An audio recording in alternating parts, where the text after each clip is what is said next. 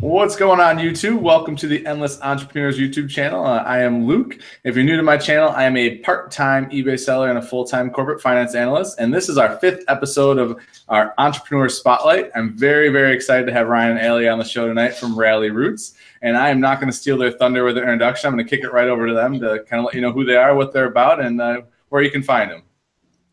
What's up, guys? What's going on? We're live. We are live. This is a rare occurrence for us. I think we've only done like 3 live shows, so I hope you guys enjoy it. Hopefully we make a whole bunch of mistakes so you can make fun of us later. That was the goal. That was the goal. But yeah, guys, nice to meet you. I'm Ryan Roots. And I'm Alli Roots. And together we are Ralli Roots. That's like our intro. As cheesy as it is, yeah. we stuck with it. But no, we're a husband and wife reselling team.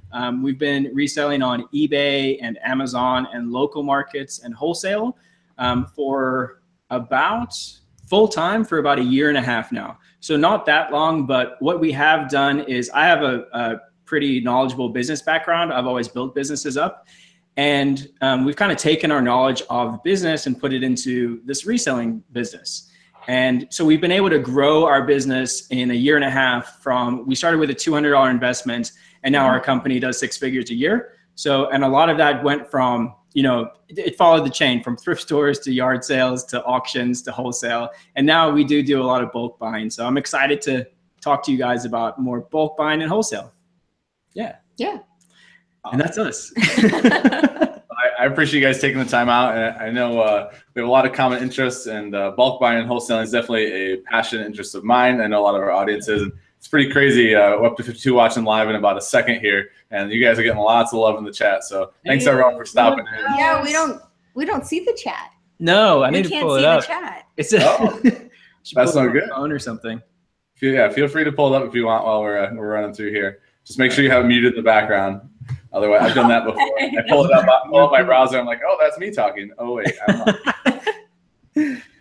All right, Ryan. We have a rough outline we're gonna follow tonight, guys, and we'll be very conversational. I am not the expert in this conversation right now, so I'm gonna default to them on these questions, and then I will weigh in where I can. But I'm gonna give Ryan a second here before I start grilling him, so that he can get the comments up. I'm just saying hi to everybody in the chat real quick. All right, there we go. There we go.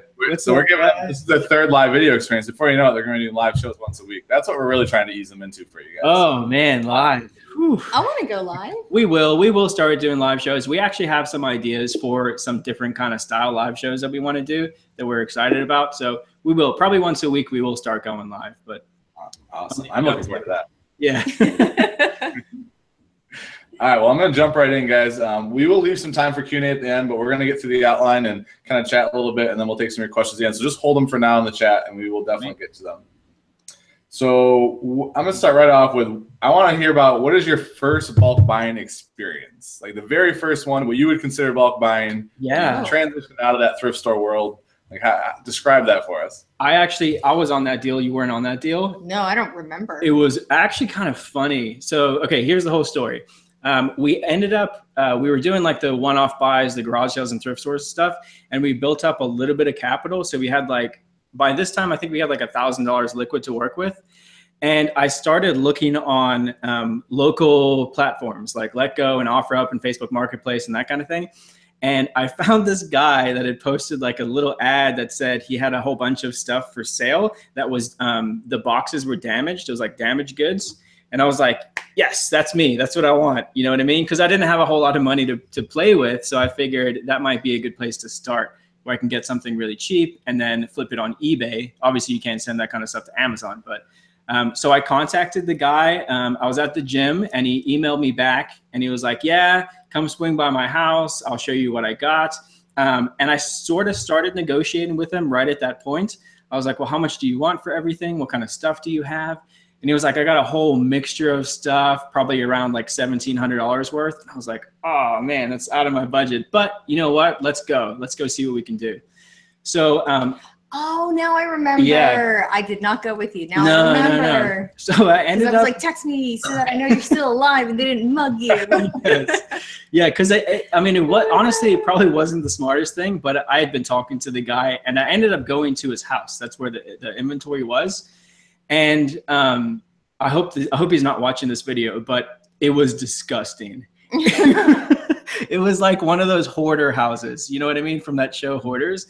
Like there was stuff everywhere. There was like dirt all over the floor and like cats jumping on things. And it was just not a good experience for my first like wholesale deal, right? Yeah, I remember that. But he had this like little shiny spot of inventory within the dirt and grime. There was like this little type moment. And he had some stuff that was, the boxes were damaged, and there was a lot of stuff that I wouldn't even think of buying. One of the things was protein powder. So weird. It was like protein powder that he had got at an auction where GNC had auctioned off their old or their damaged product. It was still brand new, sealed in the jars, but the jars were like dented, like smushed. I don't even understand how those jars could get so squished. Yeah, but they were like squished and like completely sealed and not expired, but like big dents in the jar. But the things were selling for between like $50 and $70 a jar on eBay. So I was like, man, if they're selling for 50 to 70 on eBay, then damaged, I could probably still sell them, right? So, and I ended up buying, that was the first deal that I did. So I ended up taking, there was the protein powder, there was some electronic goods, there was some healthcare stuff, but everything was kind of damaged box. Some of the stuff wasn't as bad as the protein powder, but it was all kind of damaged goods, but the items inside were new and still in good condition.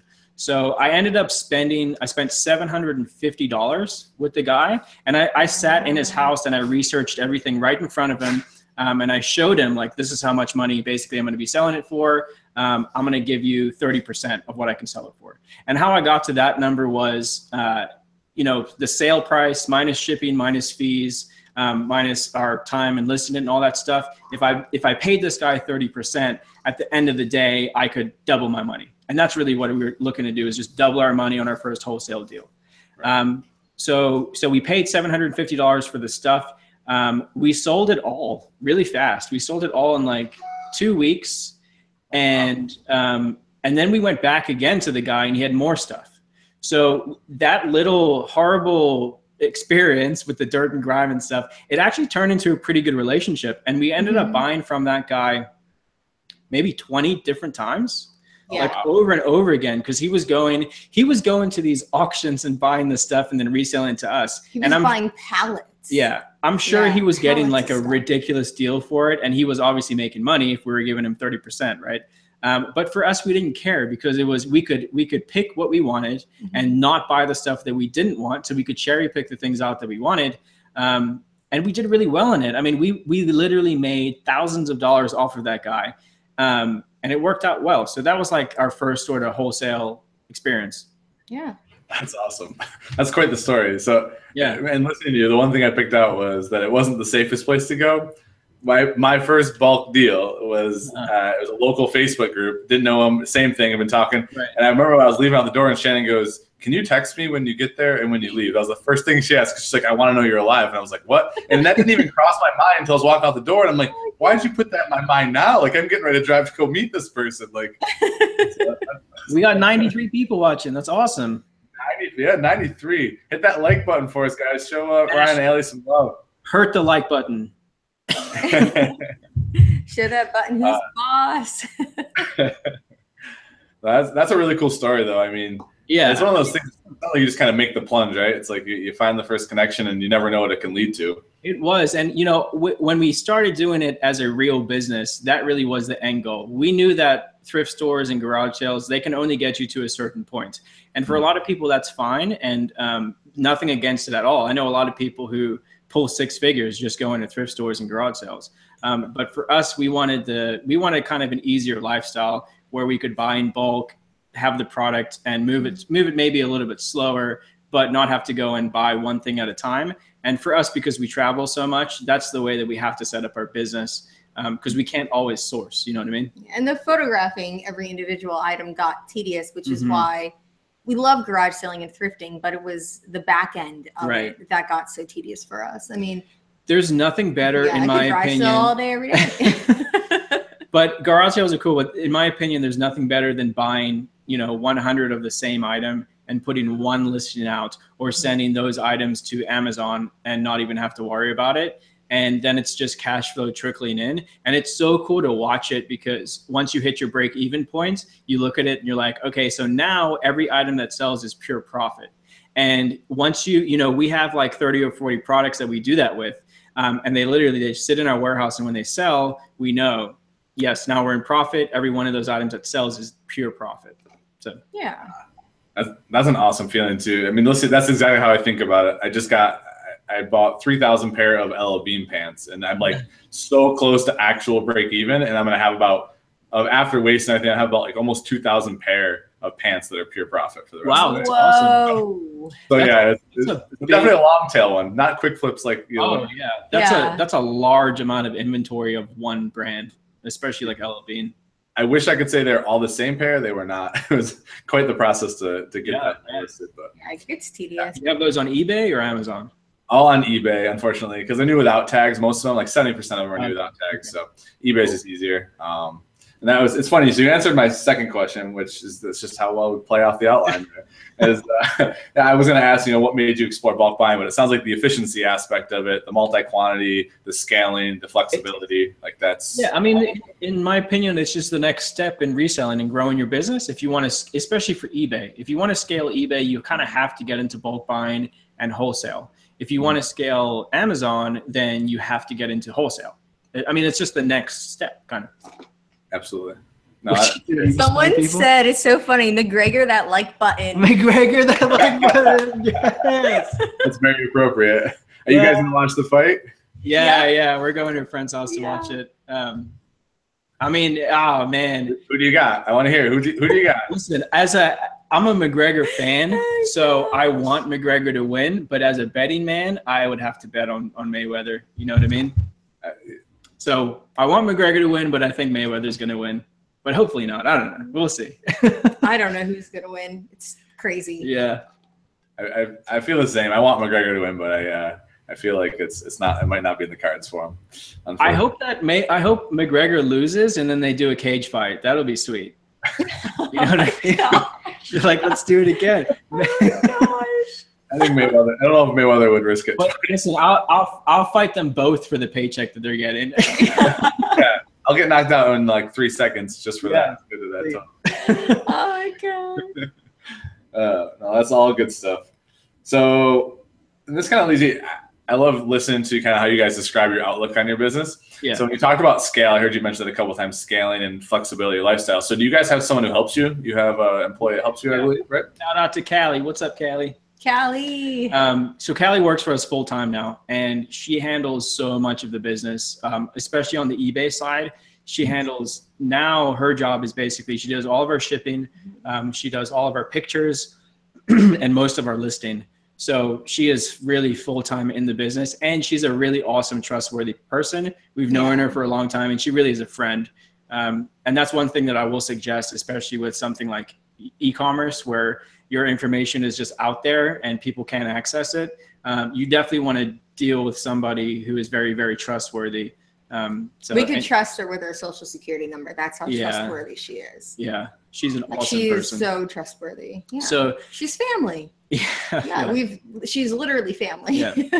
But yeah, we definitely. I mean, that is, you know, talking about scale again. To scale eBay, I think you do eventually have to hire listers or hire some sort of employees to help you, because it's just too much to handle by yourself. You know, if you want to do a certain amount of money on eBay, you have to have that. Amazon's a little bit different. You know, we know people who work out of the garage and make $1 million a year.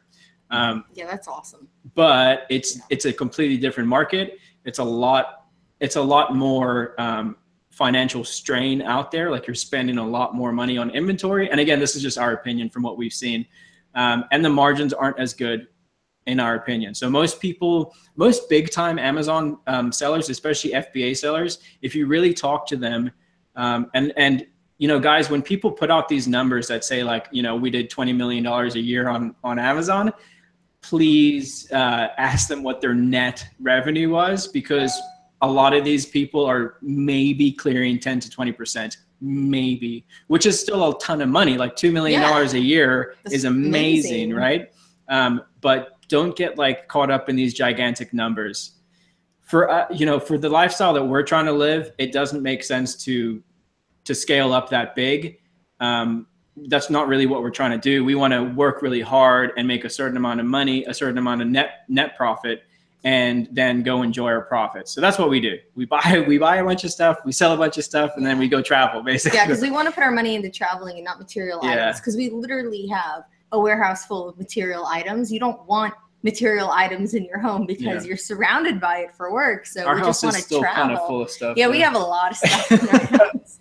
I try to keep it neat and tidy, but it just trickles in. You find something cool at a garage sale, at a thrift store, and then before you know it, every single shelf is full. That's our house. I love that. I love that outlook of just, you know, not compiling the material things so that you got so many of them in your inventory. That's hilarious. We broke 100 watchers. That's what's up. What's going on? 100 watches. That's awesome, especially on a Wednesday night here. I know, Thanks right? for popping in, showing some love. We appreciate it. It's Thursday. It's Thursday night. Thursday. Oh yeah. Thursday? Right? Oh, if you can tell from my state of being, my week at work, because I do have a day job, it's been right. It's we're entering budget season in the finance world. You have such a good background for this business, though. So it's a solid foundation. I definitely don't mind it. I was always in our other businesses. I always ran all the finances, so I was considered like CFO basically in the other companies. So I think knowing your numbers in this business is so essential. If you don't know how much money you're making on a product, then you'll end up losing all of it. You know what I mean?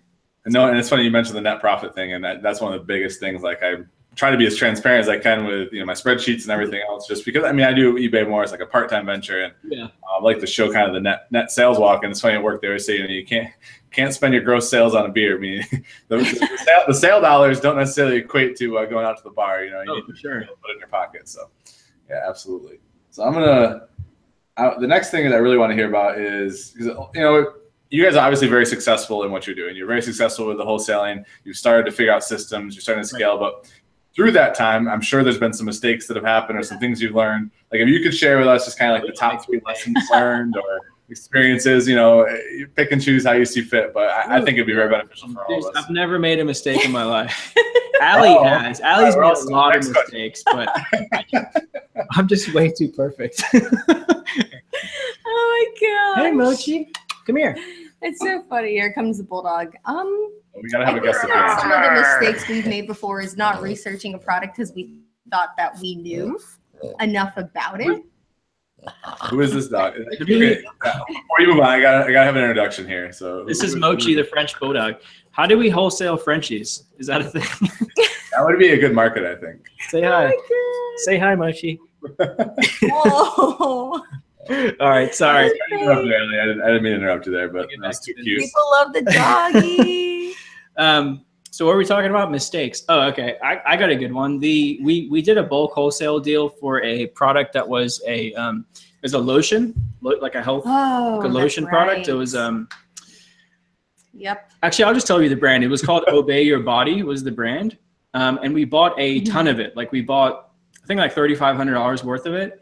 And because it was actually selling pretty well on eBay. But what we didn't realize is that it was selling well on eBay because it was the company selling the product on eBay.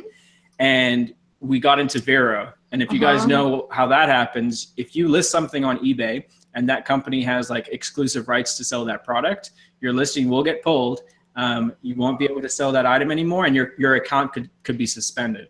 So luckily for us, it was the first time that it happened. So eBay was pretty lenient on us. But we lost out. We lost out $3,000 almost. I think we sold like a few of them, and then we got a cease and desist from the company. And we were like, oh, at that point you have to, say sorry and move on. So what did you do with all the lotion? You've just been using it for? Anybody needs lotion, hit us up. Yeah, we still have some of it. We gave a lot of it away as gifts. For Christmas, because it's Christmas. Really nice. We did end up selling some of it locally on like Facebook Marketplace and Letgo and stuff, but we need to try again to sell some more. We do. We still have some. We do still have a lot.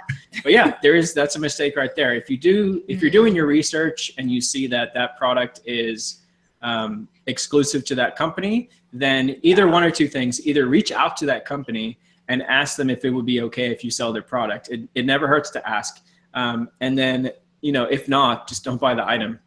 Right. Dude, Vero. Yeah, I think everybody's pretty much dealt with Vero on eBay at some point. It's something that if you sell on eBay, if you sell a lot of products on eBay, you're going to deal with it at some point. And it's how you deal with it that really matters, So we had another Vero with we had a Monster Energy like track jacket that we got. Okay, so listen to this story. We got the track jacket from a motocross rider who was sponsored by Monster Energy. Okay, so we got the jacket from there. The listing was removed for Vero for authenticity. They said it was fake. It wasn't a real Monster Energy thing, and we sent it to them, and we're like, it's definitely real. Here's your writer who you like send product to. And Monster Energy, I have these emails. They were like, okay, you're right, but you still can't list the item. Yeah, and then our account was still. Oh, well, our account was fine. They took the hit off of our account, but we're not going to list that product again. Yeah. Right. It's happening. We did have our account suspended because we were selling headphones that we thought I did a video on that too. Oh, that's right. You made a video about it. They were fake, but we didn't know they were fake. We thought they were just a different brand. Yeah. So those were probably the three main ones. That time our account got suspended for 3 days, which did suck. But you roll with it. It's part of business. You roll with it, and you learn a lesson, and you do your research better. And now, I mean, it's literally been a year since we've had to deal with anything like that because we're better at doing our research now. So. I gotcha. Those are great. I'm glad you guys shared those with us. I definitely learned a lot especially from the Vero side of things. I haven't dealt with Vero really at all, and that's only because I only sell used stuff for the most part, and it's always one-off. So I really haven't dealt with it a lot, but it's really good as I start to get into that to know. Yeah. I actually got really nervous when I made my LL Bean bulk buy. Like the second day I was listing stuff, and it probably was someone like trolling my YouTube channel or something. They sent me an eBay message saying that the pants, it was illegal to sell the pants because they had an X through the tag, and there was like black marker on the LL Bean tag, and all that meant was that they were sold to a thrift store and it was voiding the lifetime warranty, so you couldn't return them for a free exchange because LL Bean offers free lifetime. But I'll tell you what, after spending like $3,500 having 4 pallets in your garage and then getting that message, I was just like, oh my gosh, yeah. Oh my gosh. So that's the only thing I can relate to with that. So you did your research, you figured it out. That person was wrong. They're probably a troll. Yes. Well, I immediately contacted the guy I bought them for. I'm like, I thought you told me this is fine. I'm like, so yeah, it worked out, thankfully. And so hearing about your account being suspended, that makes me kind of leads me into asking, so you sell on Amazon and eBay? Yeah, for sure. Okay, we sell, so there's three tiers to our business. There's eBay, there's Amazon, which we only do FBA. We don't do any fulfilled, or we don't do any merchant fulfilled on Amazon. And then we do wholesale. So wholesale is direct to reseller. And the way that side of the business works, and it's becoming more and more of our business, where we'll buy a bunch of product for a lot of money. So we'll spend $10,000 plus on a lot of product, and then we break it up into smaller lots and we sell that on to other resellers. We've done that quite a few times, and it's great. The margins are much less. We're only getting maybe 20 to 30% on something like that. But you don't have eBay fees, you don't have Amazon fees and all that stuff. So for us, doing that kind of thing is definitely worth it. Especially if we have a lot of inventory, it makes sense to do it like that because it takes less work from our off tally. Yes. So that she can focus on doing the one-off things. We just bulk sell everything. Right. Yeah. And that side of things is cool because literally we can't keep inventory in long enough. Because I'm sure a lot of people are going to ask us how they can get on our list of people that we send inventory to. You can't. We have like so, as soon as we get the inventory, it's sold basically. We may open it up in the future with smaller lots for people, but for the time being, I mean, that side of the business it runs itself pretty much. And then, so we do FBA, we do Amazon FBA. That's mostly like the new product that we get. And then eBay is for like our thrift store stuff and our garage sales and more of the flea market-y side of things. You know what I mean? Well, that makes sense. That's also diversified then. So like when things like even the Vero stuff happens or whatever. Yeah. I think it's important, man, because you know how it is. The e-commerce seasons dip too. When summer slowdown happens on eBay, we like to pump a little bit more inventory into Amazon because Amazon is pretty consistent. You know what I mean? So once you find products that sell, it's pretty consistent. And then the wholesale side takes care of it as well. But I think it's really important to diversify your income streams, especially as you grow, because like you said, the worst thing that happens is you have this massive, nice store. And then, you know, as a reseller on platforms like eBay and Amazon, we are at the whim of that company. So if for some reason they don't like us, they can completely shut us down. And you have to be ready for that. And you have to be ready to roll with the punches. Absolutely. Yeah. Awesome tip. I mean, that terrifies me. I mean, I'm part-time and I have a full-time job and it still terrifies me. I'm like, all the thousands of listings I have up, I'd be so ticked if I lost my account, for sure. But that's the one thing that I love about business. And that's why I've always been, you know, since I was 20 years old, I've been in business for myself. That's what I love about business, is that I've had businesses go up and then crash and burn, and it's part of business. You build yourself back up, and you don't let it get to you, and you learn a lesson, and then you move on and you build a bigger, better business. You know? No, it makes a lot of sense for sure. Very cool. I'm gonna add one more. Well, I got two more questions, I guess. Broad line, then we can kind of. No more questions. No more questions. Oh, we're done with questions. So what would you consider we've talked about kind of mistakes. What would you consider your absolute best purchase you've made that you can share? Yes. Ooh, do you have one you want me to do? You can do bulk one would be good, and then maybe even just like a single like home run item you found too. Okay. The bulk one's pretty easy for me. I did a deal where I made a relationship. It was a relationship through a relationship with somebody else, which, by the way, bulk buying and wholesaling is all about networking. If I can tell you any one thing, if you find someone you can buy something from, there's always other people you can buy stuff from, and everybody knows other people. So definitely network with people and ask questions. If someone's trying to sell us something, I always ask, what else do you have to sell me? And we've had deals turn in from one item into 10, 20 items at a time.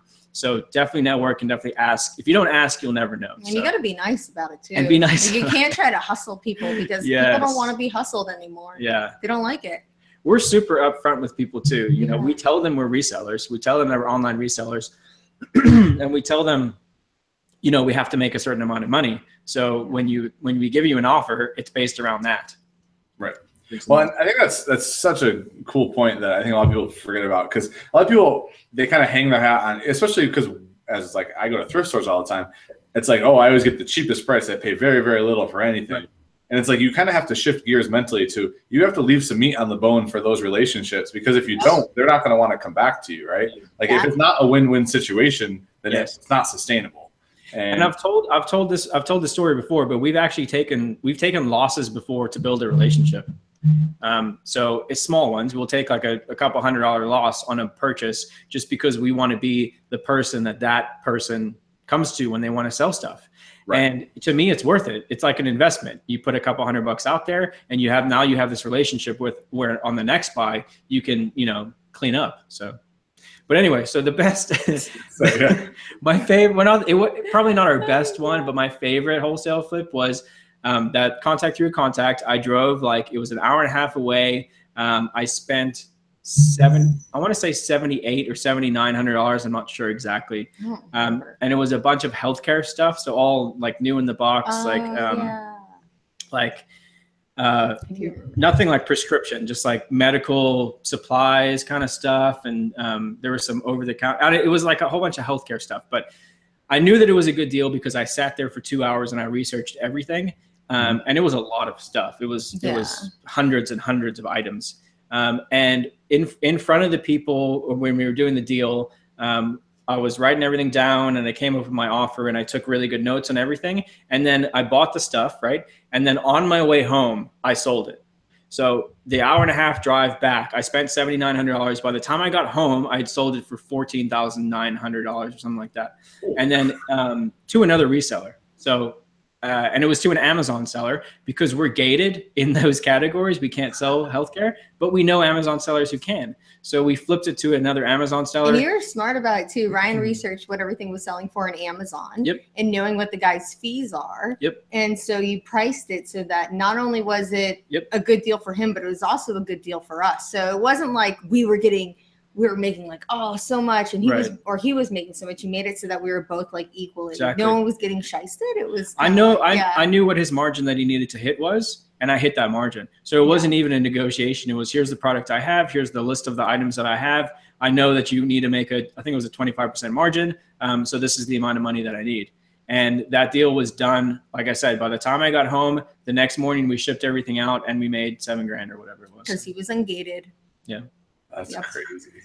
I wouldn't even thought about that. Like a redistribution of things you're gated on being a huge market. It's a massive, massive market. If you can pick up anything from that, being the middleman sometimes is an amazing thing.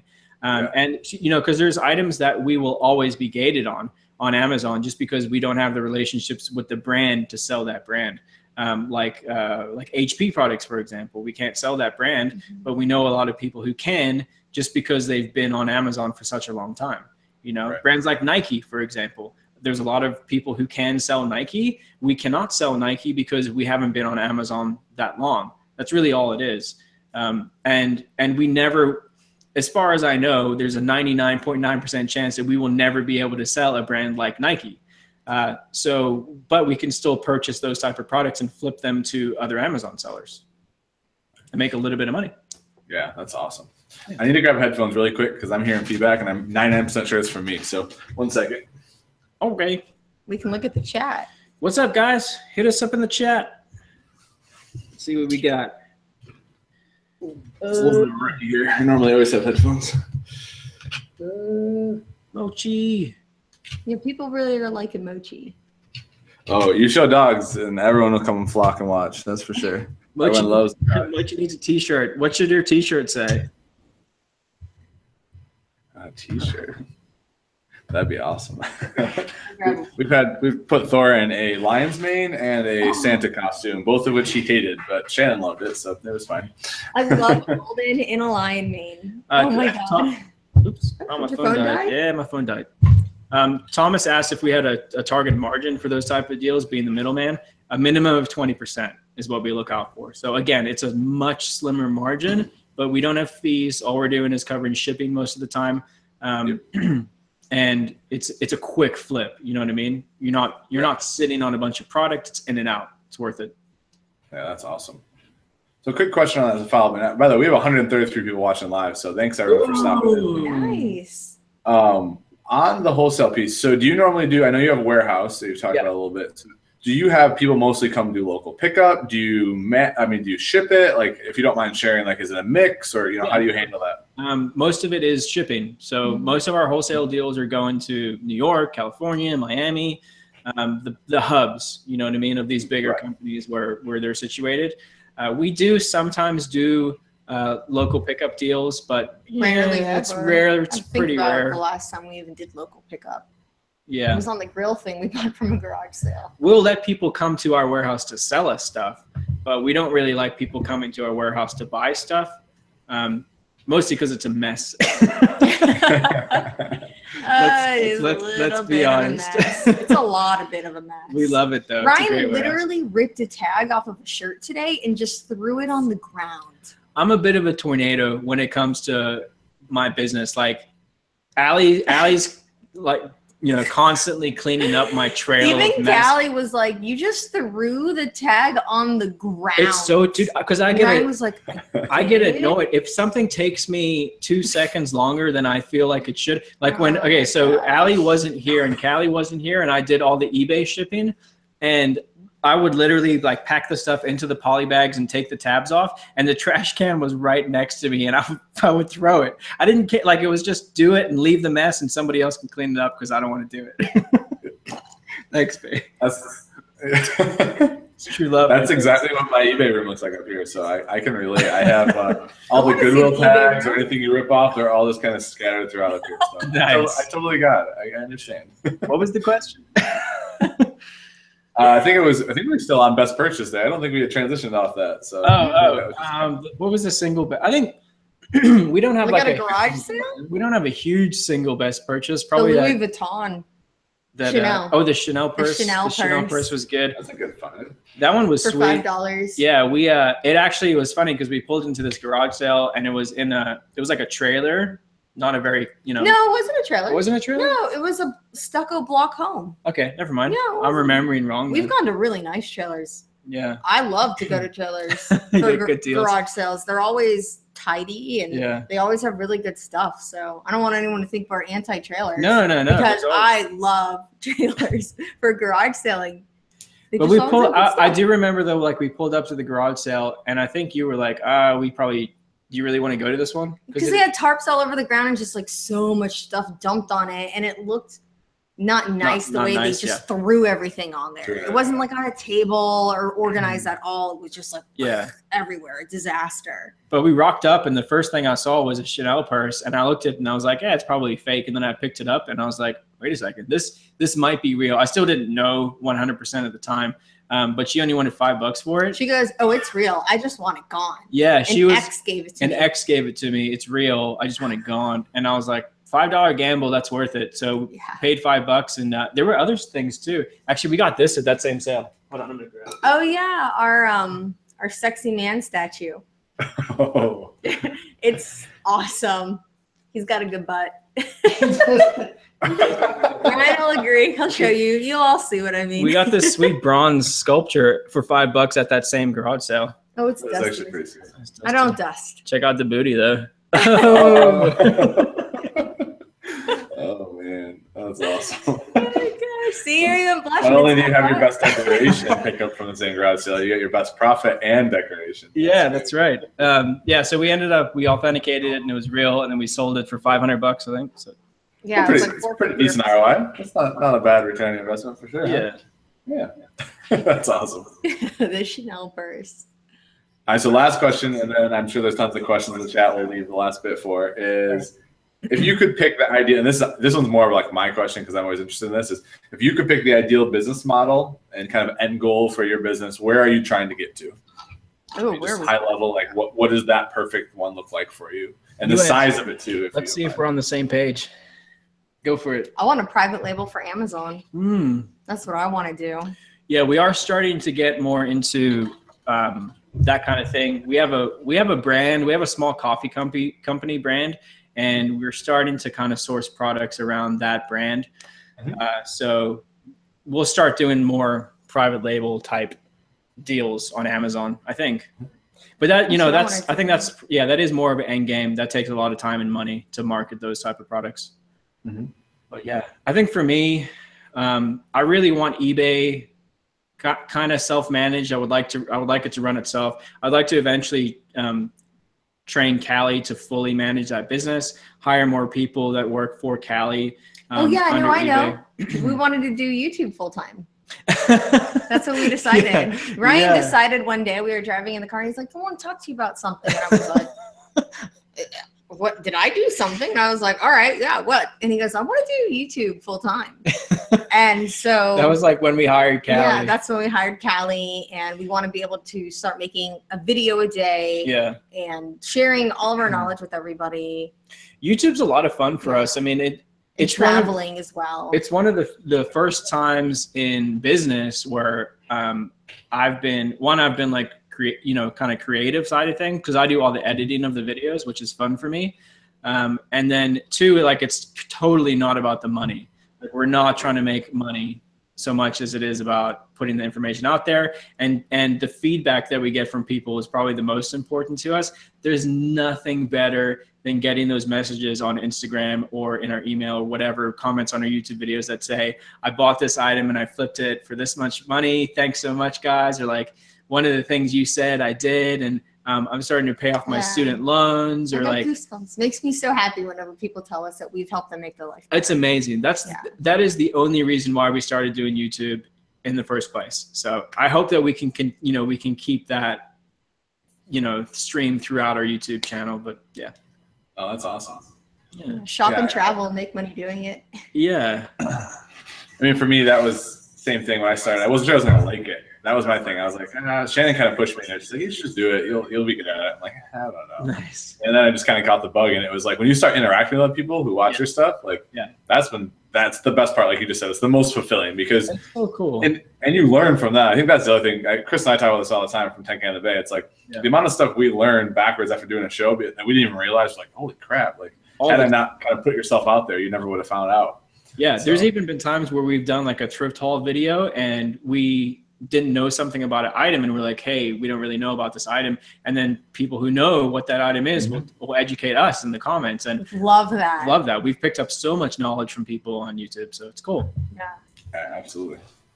All right, well, let's jump in here. I'm sure there are tons of questions. Now is the time, guys. Start layering them in the chat. I'm going to scroll up through and see what I can find here. Phone too, so I can see the questions. Mine's dead. We got Jason in the chat here. I don't want to miss people shouting out, but I did see Prop Sales in there. Hey, Thomas. Let's see. So someone just asked, do you find any of your wholesale deals in Facebook groups or Google? Yeah. Go ahead. You want me to answer that? Yeah, definitely. Yeah, good. Yeah, Facebook groups are great. OfferUp and LetGo and Craigslist, they're all great places to start looking for wholesale deals.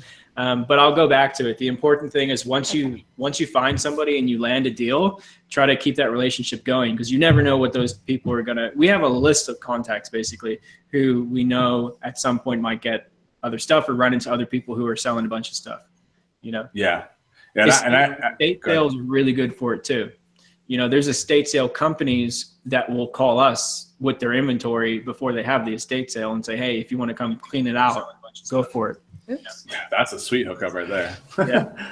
Yeah, I echo what they say about Facebook groups. My very first one I bought it was about 110 jerseys from a guy, and it was over the course of 3 purchases. Like it started small and then grew into bigger opportunity.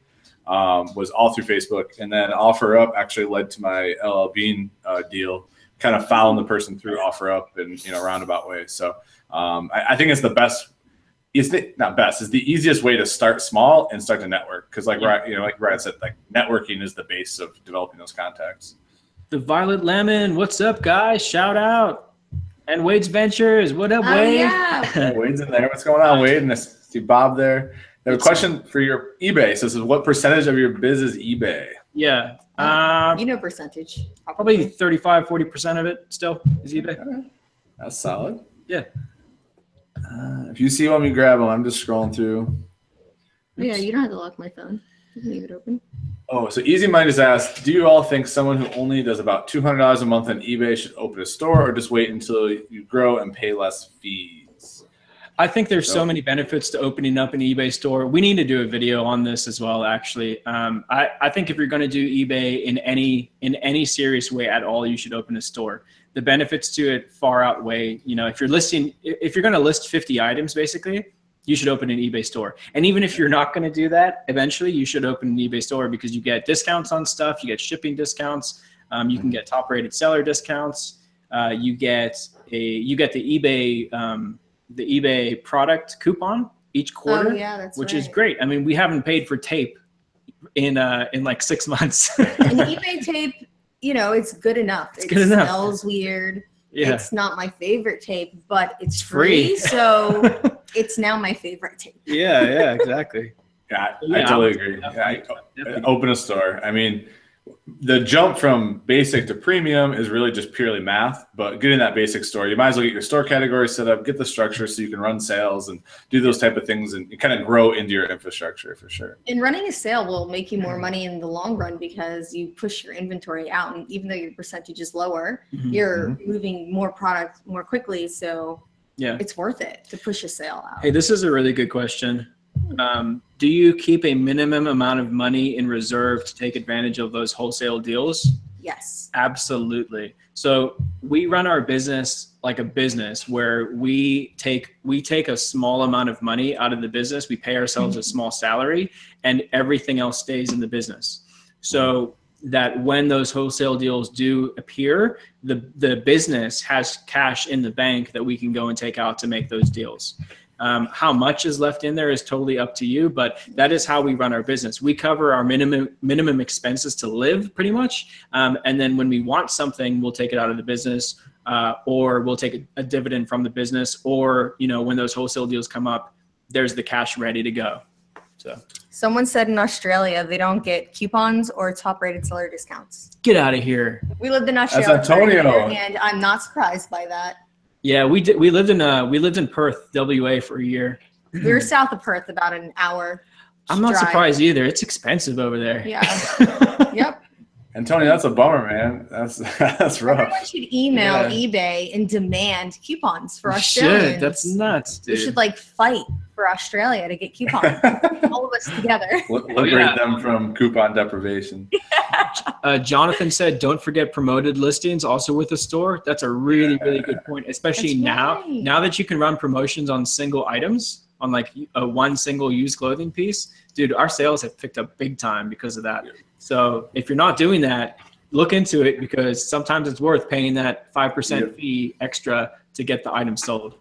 And with the promoted listings or in the store, having store categories really helps to run individual promoted listings on different types of items. Yeah. So, I mean, getting that foundation early is definitely worth it.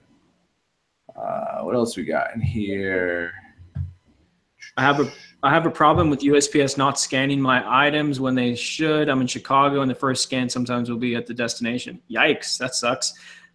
You can go into your USPS and speak to a manager. We've actually had to do that a couple of times. Talk to a manager on like 3 separate occasions, and every time everything got better. And then it started to not. So we have spoken to the manager quite a few times at USPS, and it has helped tremendously. If it has become a really big issue, you can just take your packages in and have them scan them right at the counter. It's kind of annoying, but they'll get the point eventually. Like, please scan my items, you know? Yeah, that's what. So I usually use our overnight bin here all the time. But if I had ever have issues, that was what I would do. I would just stand in line and make them scan every single one, because they just can't. When you ask them to, they just can't believe it. They're like, what? Yeah. Yeah, but you just got to do what you got to do. Jonathan said, Luke, your live feed is making me not watch the Dolphins game. Oh, well, that's all right. It's preseason. You don't have to watch the Dolphins game right now. It's preseason. They're gonna lose anyway. Let's be honest. Oh, I know 0 things about sports. My Sunday video output may go down when football season starts. I apologize. Oh man. Promoted listings are interesting. My non-sponsored listings are ranking higher than the ones which I've sponsored. That's awesome. That means that you're using your titles really, really well. And Cassini, eBay's search algorithm, loves you. You guys don't know that, by the way. eBay has their own search parameter that ranks listings, just like Google. They have a little one called, I think it's called Cassini. And if you do certain things, they like it. Nobody knows what the exact things to do are, but one of those things is like keyword titles or keywords in the title is very important. Make sure you use the entire title too. There's nothing bothers me more than seeing an eBay title that just says like pink jeans. Okay. That'll sell like 20 years from now. 20 years from now. And also another good count on that promoted listings is, so if your promoted listing is lower than your organic one, that's not a problem, because you only pay the fees in the promoted listing if they click the promoted listing one and buy it. Yeah. So you're running that risk free, so you might as well. And when you search, keep in mind it's only coming up like that because you're searching something specific. Someone might type a different search combination, that promoted listing might show up in there higher than your organic one. So just keep that in mind. Someone asked, or Lee asked, if you get an offer for an item, how can you tell if it's from a promoted listing ad?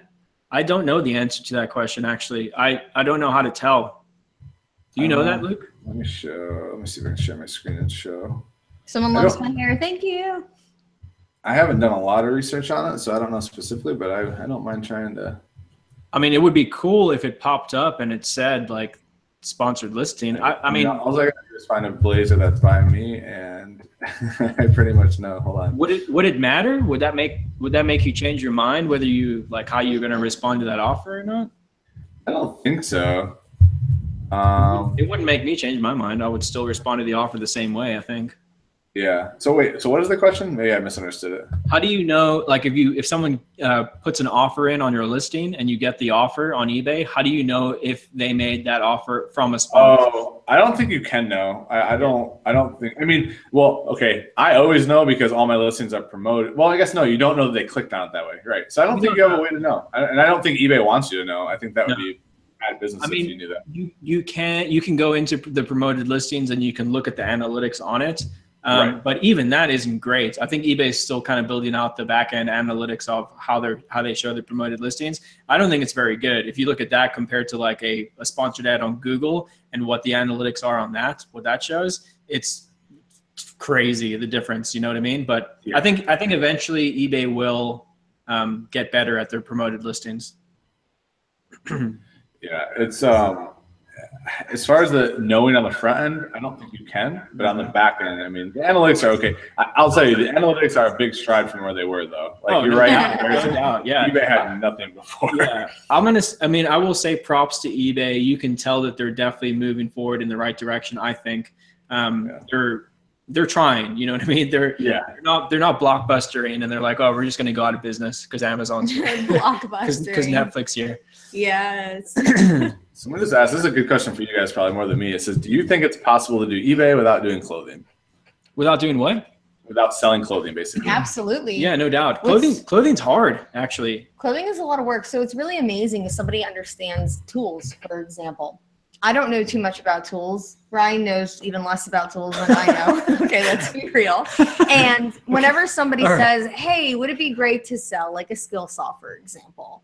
What's that? Okay, there you go. You actually wrong once and put it together wrong. Sweet. Gave it to my dad and he fixed it. And he's like, you could have died. So I'm not handy. I'm not a handy guy. Like if you want to sell tools or electronics, or there's a big market for purchasing like broken cell phones and fixing them and reselling them. I mean, electronics, especially just anything, I think that it would be maybe even more profitable if you specialized in something particularly and sold just like that, and maybe, you know, extra stuff whenever you found it, but you searched high and low for like, tools. I tell people that people who are looking to get started in eBay, I think the best place to start is in something that you actually like. You know, there's like, if you like old video games, if you like retro video games, start going to garage sales and look out for that particular item because it's something that you know. But fishing reels. If you live in an area where people do a lot of fishing and people are selling their fishing reels, I mean, there's so much money in that. Let me answer it this way. The people who are making the most money on eBay don't sell clothing. Yeah, they do not sell clothing. That's very valid. Yeah. Also, I'll give a shout out to Tanya here at Thrifty Treasures. So if you're looking for someone to follow who doesn't sell clothing, she sells a ton of unique stuff that is not clothing. Go check out her channel. She has some great stuff. Nice. So I'll give you some good ideas. You know, the reason we started selling a lot of clothing was from garage sales and thrift stores because we have so much fun going to garage sales and thrift stores. So for us, it's enjoying what we do. But if somebody doesn't like garage selling and thrifting, then I mean. Guys, there's 151 people watching and only 45 thumbs up. Are you serious? Go and McGregor that like button. I think that's the tagline. That's the tagline for the rest of the week. I'll get Leechy for some thumbs up on that. Yeah, get her other dog. Let me go get the other dog. If you pick up the dog, it's instant like a 15 like boost. Yeah, right? Like minimum. Absolute minimum. Nice. She's sleeping, but Leechy's from Australia. We got her in Australia and brought her back. Oh, that's awesome. Yeah. She's a little baby. Look at the likes just go up instantly. The dog and the likes go up. We're at 73 already. Nice. Her tongue gets stuck. That's awesome. Sorry, we'll take like one or two more questions and then we're gonna wrap up. Wait, what'd you say? Oh no, go ahead. The other dog is jealous. Give me that one. Let's get both the picture. Get both the dogs. Leechy.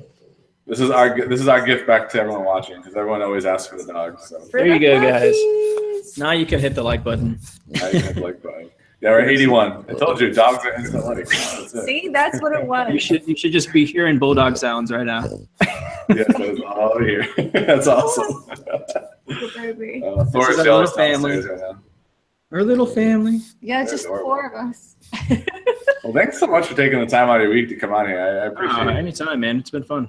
This is my absolute favorite topic to talk about, so it's glad to be able to chit chat and hear your perspective for sure. I hope we answered some questions for people and put out a little bit of value on wholesale. I know sometimes with these live shows we don't get to like the questions that people really want to hear, but you know, I'll say if you want to start getting into wholesale, the most important thing you can do is one, make sure you have the liquid capital that isn't going to hurt yourself. Don't go and use like your rent check to go and try to buy wholesale because that won't work out. And then start small. You know what I mean? There's wholesale deals out there that are under $1,000. You don't have to go and spend a whole ton of money. And then the last thing that I'll say is take the jump because it's scary to get into wholesale, but it is, in my opinion, the best way to grow your eBay or Amazon business. So take the leap. It takes a little bit of faith to do it, but definitely if you're ready, then you'll know when you're ready. You know. Yeah. Those are great tips. The only one I would add on is just expect it to take longer to sell than you think it will. I think that's the thing. Everyone thinks, oh, it's going to flip in a month. Like, no. Whatever you think, multiply it times 3 and build your model around that. And if it sells quicker, great. You know, like that's a good tip for sure. Well, thanks for dropping all the knowledge tonight, guys. I really appreciate it. Can we get some Ralli Roots t-shirts with mochi on them, please? We are. So we were actually designing t-shirts today, guys. So we will have shirts out soon. If you want mochi on us, let us know. But yeah, maybe we should put out a couple of different ideas and have everybody vote to see what majority of everyone likes, and then we can make different ones instead of all the same design. We can make a couple of different designs. But soon we'll have t-shirts out soon for sure. And if you want us to start going live soon as well, let us know. I think it's unanimous yes. I mean, I want you guys to start going live, so it's a unanimous yes. I'll speak for the entire audience. We would like to start going live. And people can ask us all kinds of questions, like what's their favorite ice cream flavor? And, well, I don't know. That was really the one question I could think of off the top of my head. Yeah, man. Thanks for having us on the show. It was fun. For sure. Yeah, no problem. And guys, if you have any questions that were unanswered, definitely drop in the comments. I always answer the questions. It might take me a couple days, and I'm sure Ryan Alli will be in the comments checking them out as well. You can check you guys out on Instagram where? Ralli Roots. Everything is Ralli Roots. Our YouTube is Ralli Roots, and our Instagram is Ralli Roots, and even our website is Ralli Roots. Oh yeah, that's right. Ryan changed everything. In the description. If you don't go subscribe to them, I will be ashamed of you. So go do that. they deserve the like. They deserve the subscribe. Definitely go see some of the awesome knowledge they're dropping over there, guys. Sweet. And we will be back soon. Well, I will be back soon on here, and they will be back live before you know it on their channel. So have an awesome night, everyone. Thanks for stopping in. See you later.